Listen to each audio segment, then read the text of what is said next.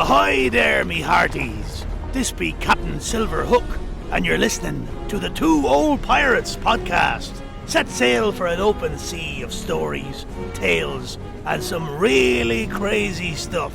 I expect you to like and subscribe, lest you be walking the plank. Ha ha ha!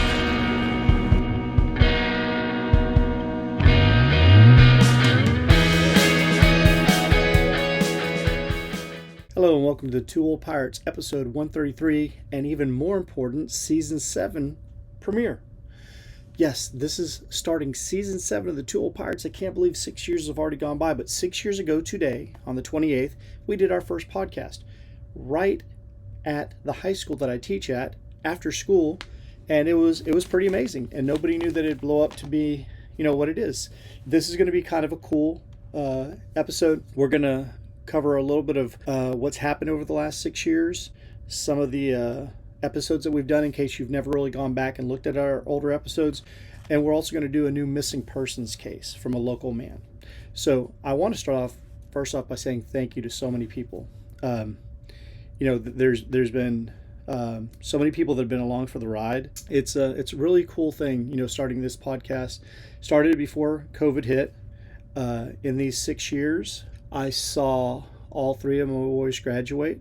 I got to teach all of them in my government and economics classes, and I coached 2 of them in tennis. And the third one was the manager for the tennis team for just a little bit. Also, the person that I started this podcast with. We'd been friends for about close to 40 years. And sadly, after about a year, he left to form his own thing. So I carried on. I didn't know if I would. But I'm thankful that I did, because I've met a lot of really cool people and we've done a lot of really fun things. And after that first year, I asked my nephew, Vinny, if he'd like to come along and be the co-host, since he had graduated from Rockport. And he said, heck yeah, let's do this. And he's been, the co-host with me for like the last 5 years. I went through a divorce. That was very, very tough. If anybody's ever been through a divorce. A lifelong friend of mine, Fung, who I did a tribute to, he unfortunately passed away, going on almost 3 years now, so about 2.5 years. That was tough to take. That was real tough. So other than the podcast, my life has been ups and downs.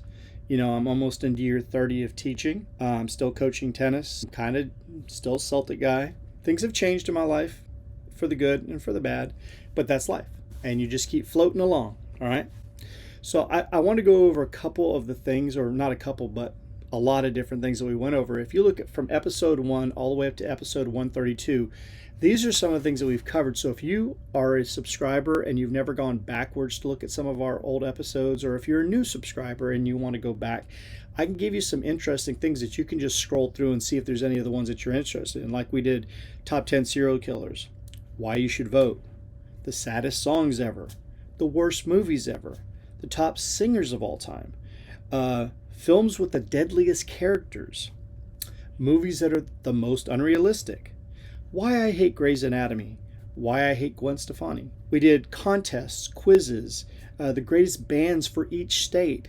We covered the coronavirus early on.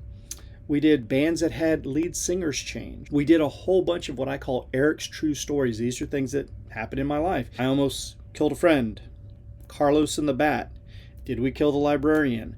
My dad versus Walmart. I get shot. A lab thinks that they killed me. My stalker. Me and a shark. Galaga and the Dixie Chick at Texas A&M College Station. Tons of true stories that you might find interesting. We also did things like ghosts and mysteries and conspiracies, modern slang words, what lobotomies were and how they were actually illegal for a time, famous people that had strange deaths. We covered the idea of Texas actually leaving the United States, the Mandela effect, which everybody seems to like.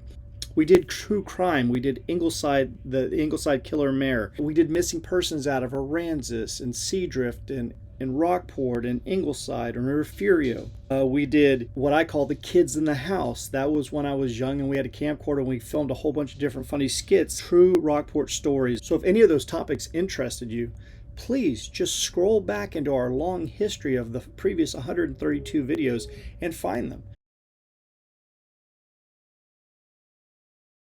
This is the story of a missing person named Angel Vela.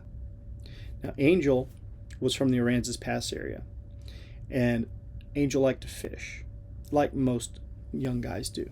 Angel was the age of 27 the last time that he was seen. That was on the night of November 17th, 2017 in Rockport. So, my hometown. Now, the information is sketchy about what he might have been doing. Was he there fishing? Was he just visiting friends? What I do have is Angel was 5'8". He was 175 pounds. He had brown hair and eyes. He had tattoos on different parts of his body, but especially he had the name Mom tattooed on the side of his head. So a very distinctive tattoo. Angel disappeared under very suspicious circumstances.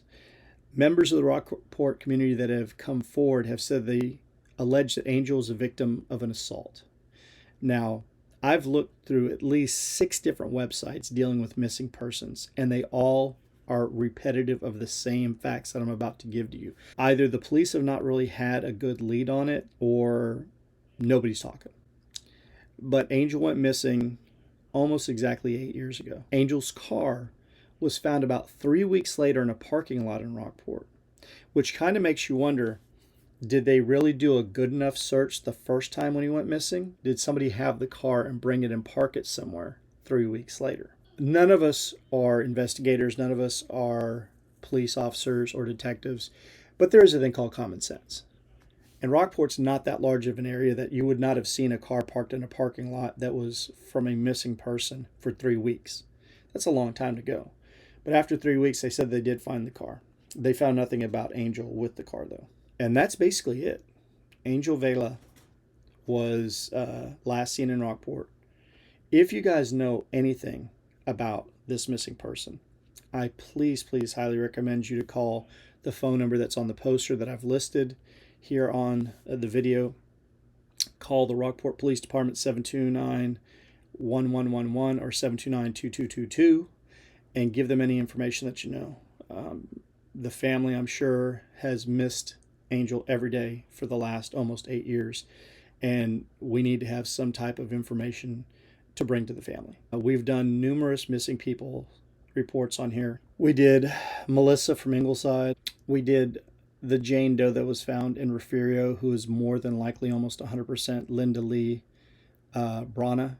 We, of course, did Jennifer out of Aransas. We did Susie out of Seadrift. We did Rex out of Port A. We also did Coach Kenny. And finally, Brandon out of Ingleside. These are all people that some have been found, some are still missing, and some might never be found. Angel is just the next person that we've covered that I hope that we can get the word out there and somebody can find out what happened to Angel. Remember, Angel would be 35 today. I hope that you enjoyed this episode. I hope that you'll look back at some of those past episodes from years past, and I also hope that you'll go ahead and, if you have any information about the missing person, Angel Vela, that you'll go ahead and put that forth to any local law enforcement so we can go ahead and possibly find out where Angel is and what happened and bring those to justice who may have done something. It's season 7, guys. Let's rock and roll. Let's have another great year. Peace.